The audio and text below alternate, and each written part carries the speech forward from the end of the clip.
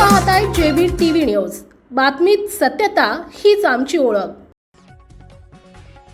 Cycle रॅलीद्वारे AIDS मुक्तीचा संदेश, अडथळ्यांवर मात करू म्हणत आरोग्य प्रशासनाचा पुढाकार। जागतिक एड्स दिनाचं औचित्य साधत आज धुळेकरांनी सायकल रॅलीच्या माध्यमातून आरोग्याचा आणि जनजागृतीचा महत्त्वपूर्ण संदेश दिलाय। जिल्हा रुग्णालयातून सकाळी 8:30 वाजता या विशेष रॅलीला सुरुवात झाली।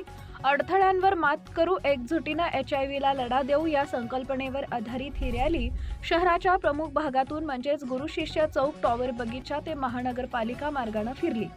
जिल्हा शल्य चिकित्सक डॉक्टर दत्ता देगावकर आणि विधी सेवा प्राधिकरणाचे ॲडव्होकेट ज्ञानेश्वर महाजन यांच्या उपस्थितीत पार पडलेल्या या रॅलीचा उद्देश एड्स विरोधी मोहीम मुख्य प्रवाहात आणणे हा होता।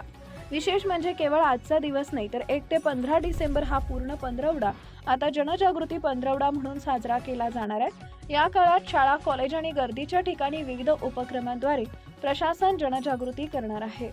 मुख्य संपादक जतीन बोरसे। आज जागतिक एड्स दिनानिमित्त जिल्हा रुग्णालय धुळेच्या वतीने आपण सायकल रॅली आणि प्रभात फेरीचं आयोजन केलेलं आहे।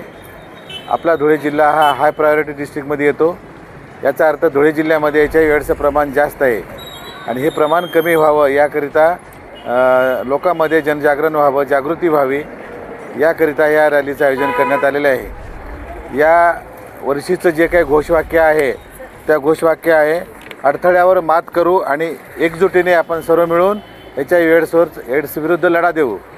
या घोषवाक्यानुसार आपण या रॅलीचं आयोजन केलेलं आहे आणि ही रॅली आज जिल्हा रुग्णालयाचे सर्व जे काही विद्यार्थी आहेत, कर्मचारी आहेत, हे त्याच्यामध्ये सहभाग घेऊन ही रॅली यशस्वी करत आहे।